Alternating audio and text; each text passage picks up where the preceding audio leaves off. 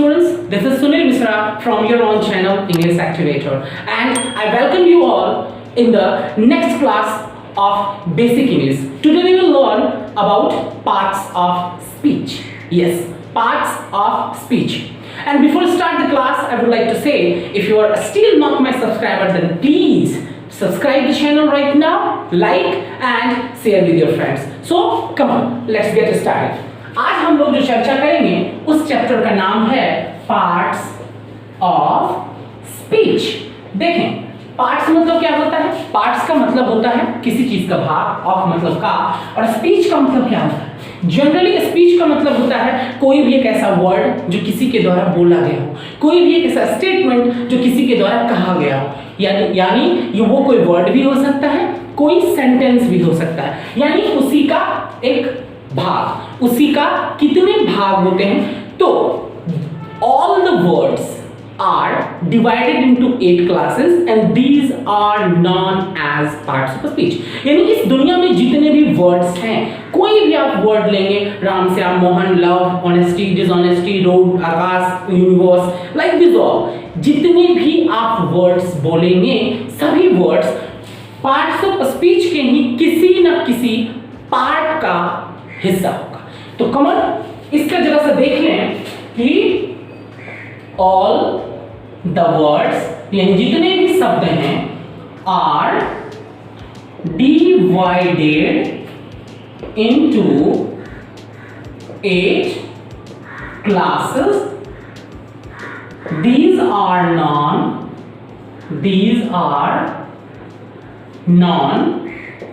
parts of speech। जितने भी words होंगे उन्हीं को 8 भागों में बांटा गया है और उसी को हम लोग पार्ट्स ऑफ स्पीच कहेंगे। Noun, pronoun, verb, adjective, adverb, preposition, conjunction and interjection. अब हम इसके बारे में, इन सभी 8 के बारे में 1 by 1 स्टडी करते हैं। उस 8 भागों में से हमारा जो पहला पार्ट होता है उसको हम लोग क्या बोलते हैं? तो उसको बोलेंगे नाउन। इसको हिंदी में बोलते हैं हम लोग संज्ञा। तो संज्ञा क्या है, यानी नाउन क्या है? तो क्या बोलेंगे इसको? A noun is the name of person, place, animal और थिंग। यानी किसी भी व्यक्ति, वस्तु, स्थान, कोई जानवर, किसी भी चीज के नाम को हम नाउन कहते हैं। दूसरे शब्दों में हम ये कह सकते हैं कि all the name is noun, यानी all the names came in the category of noun. यानी जितने भी नाम होंगे वो हर नाम क्या कहलाएगा? तो वो नाउन कहलाएगा। देखो इसका डेफिनेशन जरा लिख लेंगे। Noun is the name of a person, place और thing। यानी कोई भी हम जो नाम बोलेंगे वो कहलाएगा नाम। Okay, for example Ram, Patna, honesty, love. Don't be confuse, कहिएगा कि ऑनेस्टी तो नाम नहीं है, ऑनेस्टी क्या है? इमोशन है। लव भी क्या है? ये भी एक इमोशन है और ये भी इसी के एब्स्ट्रैक्ट नाउन के अंतर्गत आता है। तो this is also the part of noun. Parts of speech के दूसरे पार्ट को हम लोग क्या बोलते हैं? तो उसको बोलते हैं हम लोग प्रोनाउन। सीधा समझिए, प्रोनाउन। प्रो का मतलब ही एक होता है उसके स्थान पे आने वाला, ठीक है, यानी किसी के रिप्लेसमेंट में। तो जैसे कि नाउन के स्थान पे जो आए उसी को प्रोनाउन कहते हैं। केवल वर्ड से आप इसका मतलब समझ गए, ठीक है, केवल इसके वर्ड के अर्थ से आप समझ गए कि प्रोनाउन क्या है। प्रो का मतलब ही हो जाता है कि किसी के बदले आने वाला, किसी के जगह पे आने वाला। नाउन किसके स्थान पे आएगा? तो नाउन के स्थान पे। तो डेफिनेशन क्या होगा कि ए pronoun is a word which comes at a place of noun, which comes at a place of noun। Okay, यानी नाउन के स्थान पे जो आए उसे हम लोग प्रोनाउन कहते हैं। जैसे कि कोई हम सेंटेंस लेते हैं, जैसे कि बोलते हैं कि Ram is a good boy, okay, कि राम एक अच्छा लड़का है। और इसके बाद हम लोग अगर ये बोलते हैं कि वह स्मार्ट भी है, वह सुंदर भी है, तो अब अगला सेंटेंस हमारा क्या होगा कि Ram is also a smart boy. Okay, नहीं, गलत। दोबारा एक ही अगर पैराग्राफ लिख रहे हैं हम, या कोई भी एक ही सेंटेंस हम लिख रहे हैं, या उसी के बारे में आगे हम चर्चा कर रहे हैं, तो यहाँ पे अब फिर से राम नहीं आएगा, बल्कि इसके जगह पे क्या आएगा, ही आएगा। तो राम के स्थान पे कौन सा आया वर्ड, ही आया, इसलिए वो ही क्या कहलाया, प्रोनाउन। नाउन के स्थान पे आया ही, इसलिए वो कहलाया प्रोनाउन। तो इसके एग्जांपल्स क्या क्या हो जाएंगे, ही, सी और इट, ये हमारा क्या हो गया, प्रोनाउन हो गया। यानी जो नाउन के स्थान पे आए उसे प्रोनाउन कहते हैं। ओके, पार्ट्स ऑफ स्पीच का तीसरा जो हमारा पार्ट होता है उसको हम लोग बोलते हैं वर्ब। वर्ब का मतलब क्या होता है, यानी इसका हिंदी क्या होता है, क्रिया। यानी कोई एक ऐसा वर्ड, कोई एक ऐसा शब्द जिससे कि ऑटोमेटिकली लगे कि कोई काम का बोध हो रहा है, यानी कोई काम के करने या होने का बोध हो। वर्ब को ऐसे ही बोलते हैं, a word is a word which shows an action, यानी जिससे किसी काम के करने या होने का बोध हो, उसी को हम वर्ब कहते हैं। जैसे ईट, बीट, मीट, सीट, यानी आना, जाना, खाना, उठना, बैठना, मरना, मारना। ओके, तो क्या बोलेंगे, a verb is a word which shows an action, यानी जिससे किसी काम के करने या होने का बोध हो। एक्शन का मतलब क्या होता है, काम, ऑटोमेटिकली। और आप एक चीज देखेंगे, अगर वर्ड को पहचानने का एक सिंपल सा ट्रिक मैं बता रहा हूं, और वो ट्रिक ये होगा कि इसके सभी के हिंदी के अंत में ना लगा हुआ रहता है। आप कोई भी वर्ड ले लो, खाना, जाना, हाँ, मरना, उठना, तैरना, सबके अंत में एक कॉमन वर्ड लेटर क्या है, वो है ना। सबके अंत में ना लगा हुआ रहे। This is the special symptom to recognise a verb, यानी जिससे किसी काम के करने या होने का बोध हो, जिससे काम पता चले, दैट इज वर्ब। ओके, और पार्ट्स ऑफ स्पीच का हमारा जो चौथा पार्ट होगा उसको हम लोग क्या बोलेंगे, एडजेक्टिव, मतलब विशेषण। नाम से ही क्लियर होता है कि विशेषण का मतलब क्या होता है, विशेषता बताना, किसी के बारे में बताना है। जैसे कि वह मोटा है, वह पतला है, वह लंबा है, वह छोटा है, वह सुंदर है, हाँ, यह सड़क खराब है।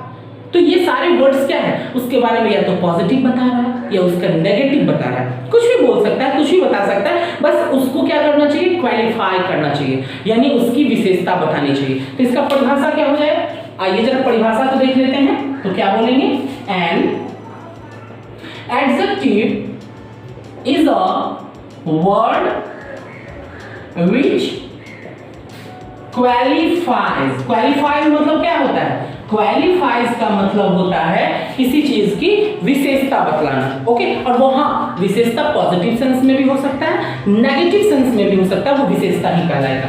विच क्वालिफाइज अ नाउन, वो किसी नाउन की भी विशेषता बतला सकता है, या और प्रोनाउन, या वो किसी प्रोनाउन की भी विशेषता बता सकता है। तो वो नाउन को भी के बारे में बता सकता है और वो प्रोनाउन के भी बारे में बता सकता है, तो उसे हम लोग क्या बोलेंगे, एडजेक्टिव बोलेंगे। Example of course we have already discussed, wise हो जाएगा, फैट हो जाएगा, थिन हो जाएगा, हाँ, लॉन्ग हो जाएगा, शॉर्ट हो जाएगा। This all words can in the category of what, adjective, यानी जो वर्ड नाउन या प्रोनाउन को क्वालिफाई करे, उसकी विशेषता बताए, उसको हम लोग क्या बोलते हैं, एडजेक्टिव बोलते हैं। ओके, पार्ट्स ऑफ स्पीच के अगला पार्ट जो उसे हम लोग एडवर्ब के नाम से जानते हैं। इसको हिंदी में क्या बोलते हैं, क्रिया विशेषण।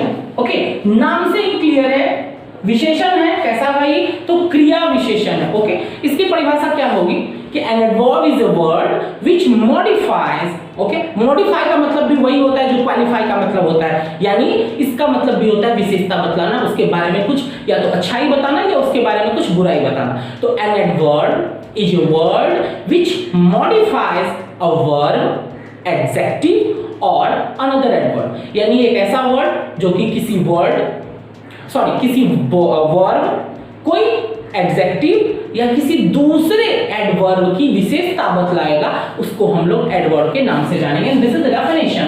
And adverb is a word which modifies verb, adjective और another adverb, this is called adverb. Okay, समझ गए? अब जैसे इसका एक एग्जांपल ले लेते हैं, देखेंगे कि he is very good boy. इसको जरा सा हम लोग देखते हैं। ही क्या है हमारा? ही हमारा सब्जेक्ट है, अगर पार्ट्स ऑफ स्पीच के हिसाब से देखें तो क्या है? ये प्रोनाउन है। ओके, इज क्या है हमारा? Helping verb. बॉय हमारा क्या है? नाउन है। तो क्या कर रहा है? बॉय जो है एक लड़का है। ध्यान से समझेंगे, ऐसा पढ़ाऊंगा कि आपको फिर दोबारा कभी पार्ट्स ऑफ स्पीच ना तो आप भूलेंगे और ना ही आपको कभी पढ़ने की जरूरत होगी, इसलिए बिल्कुल ध्यान से समझना है। ही क्या है? बॉय है, लड़का है। कैसा लड़का है भाई? अच्छा लड़का है। तो अच्छा क्या हो गया? ये एडजेक्टिव हो गया। कोई दिक्कत? अब अच्छा में भी क्या है? नहीं, तो नॉर्मल अच्छा है, ठीक है, अच्छा है नहीं, वह बहुत अच्छा है। तो ये बहुत शब्द किसकी विशेषता बतलाए? तो ये गुड को मॉडिफाई किया, यानी गुड को और निखार दिया। कैसा है भाई? तो गुड कैसा है? तो वेरी गुड है, बहुत अच्छा है। तो ये वेरी वर्ड गुड को मॉडिफाई किया, सो दैट्स व्हाई वेरी क्या हो जाएगा? एडवर्ब। तो हमारा टू, मच, ओके, वेरी, ये सब कौन सा वर्ड हो गया? एडवर्ब। ओके, इसका अगला पार्ट हमारा होता है preposition. And mind it, this is one of the biggest chapter of English grammar. लगभग 8, 9, 10, 11, 12 सभी में ये चैप्टर है। तो इसके लिए मैं एक अलग से चैप्टर लेके आऊंगा प्रीपोजिशन, वो भी ध्यान से पढ़ना, रटा दूंगा, ऐसा पढ़ाऊंगा आपको। बिल्कुल केवल ध्यान से सुनना है, पूरे तरीके से आपको याद हो जाएगा। सो कम लेट्स हियर। तो क्या है यहाँ पे? प्रीपोजिशन। प्री मतलब देखेंगे, वर्ड का मतलब समझेंगे। प्री मतलब क्या होता है पता है? प्री मतलब होता है पहले, ओके, और पोजीशन मतलब क्या होता है? स्थान। देखिए क्लियर हो गया कि ये वर्ड जो है जाहिर सी बात है किसी ना किसी वर्ड के ही पहले आ जाएगा। प्री मतलब पहले, पोजीशन मतलब स्थान, जगह। तो इसकी परिभाषा क्या होती है? अ preposition is a word which comes before a noun or a pronoun and show its relation to the other word of sentence, and this is called the preposition। यानी प्रीपोजिशन एक ऐसा शब्द है जो किसी संज्ञा यानी नाउन या सर्वनाम के पहले आए और इसका रिलेशन सेंटेंस के दूसरे वर्ड से कराए, उसी को हम लोग प्रीपोजिशन कहते हैं। इसे हम एक एग्जांपल लेके समझते हैं, जैसे कि this book is on the table। अब देखेंगे दिस बुक क्या है भाई? नाउन है। टेबल क्या है? द टेबल क्या है? ये भी एक नाउन है। ओके, अब यहां पे ऐसा नया क्या आया? नया कौन सा वर्ड आया? ऑन। और इस ऑन के आने से क्या हो गया? ध्यान देंगे, इस ऑन के आने से क्या हुआ? तो इस टेबल का रिलेशन इस बुक से हो गया। कैसा रिलेशन हो गया भाई? कि टेबल पर जो है बुक रखा हुआ। ये रिलेशन कब बना? जब ऑन आया। ऑन कहां आया? द टेबल के पहले आया। तो परिभाषा साबित हो गया ना कि किसी संज्ञा के पहले आए, किसी संज्ञा के पहले आए और इसका रिलेशन सेंटेंस के दूसरे वर्ड से कराए, उसी को हम लोग क्या बोलेंगे? प्रीपोजिशन। जैसे इसका एग्जांपल ऑन, एट, हाँ, और क्या होगा? Among, between, okay, for, from, about, ये सब हमारा क्या हो जाएगा? Preposition. Okay, and the seventh part of parts of speech will be conjunction. Conjunction का मतलब क्या होता है? इसका हिंदी होता है संयोजक, मतलब जोड़ने वाला। कंजंक्शन, जंक्शन का मतलब क्या होता है? एक ऐसा प्लेस जहां से एटलीस्ट दो तरफ से रास्ता निकलता हो और वो वहां का है मीटिंग पॉइंट है या कनेक्टिंग पॉइंट है। तो ये हमारा जो कंजंक्शन होता है ये भी कुछ जंक्शन के जैसा ही वर्क करता है। ये दो सेंटेंस, दो फ्रेज, दो क्लाउज को जोड़ने का काम करता है। एंड लगेगा, बट लगेगा, सो लगेगा। Okay, these are the example of this. तो क्या है? A conjunction is a word which joins, joins मतलब जोड़ता है, किसको? टू फ्रेजेस, सेंटेंसेस और क्लाउजेस। जैसे सीधी सी बात है, यहां पे हम एक सेंटेंस लिखते हैं कि ही केम, ही went। दो सेंटेंस अलग अलग है, क्या है, वो आया वह गया, ओके, अलग अलग सेंटेंस है। अगर हम यहाँ पे एंड लगा देते हैं और ही को हटा देते हैं तो क्या होगा, ही केम एंड वेंट, तो कनेक्टेड है ना, जोड़ दिया, दो अलग अलग सेंटेंस था, ओके, उन दोनों को मिला करके एक कर दिया, ठीक है।